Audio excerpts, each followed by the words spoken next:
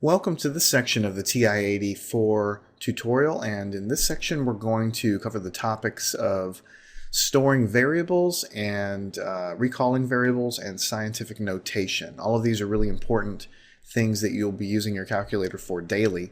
And so what we want to do is explore this button down here, which is the store button. STO means store.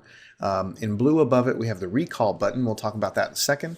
And we'll get into scientific notation here in a bit. So these are things you'll be using a lot. Basically, if you're doing calculations with your calculator, frequently you'll use a number a lot. So let's say you're doing a calculation in algebra, and you use the number 6.55 a lot. Let's just say you happen to be doing a problem and you're using the number 6.55 a whole bunch. Now you can type in 6.55, all the time when you're doing your calculations, but it might get cumbersome to type in 6.55 all the time for everything, especially if the number that you're dealing with is 6.5523 or something. Maybe it's even a longer number.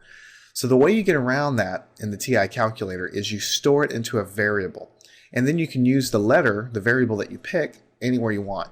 So let's say you want to store the number 6.55, and you want to store it. So you type in the number that you want to store, and then you go and hit the store button down here, and notice that a little arrow pops up, and that's telling you that you're storing the number 6.55 into a variable, and you can pick whatever variable you want. Let's say we want to pick the number, the letter D. Right? Let's say, pretend for instance that 6.55 is the diameter of a circle maybe, and you don't want to type in 6.55 all the time, so you just put it in a variable called D. So you just hit enter. Now it's just returning the number 6.55. Basically that's confirmation to you that everything worked.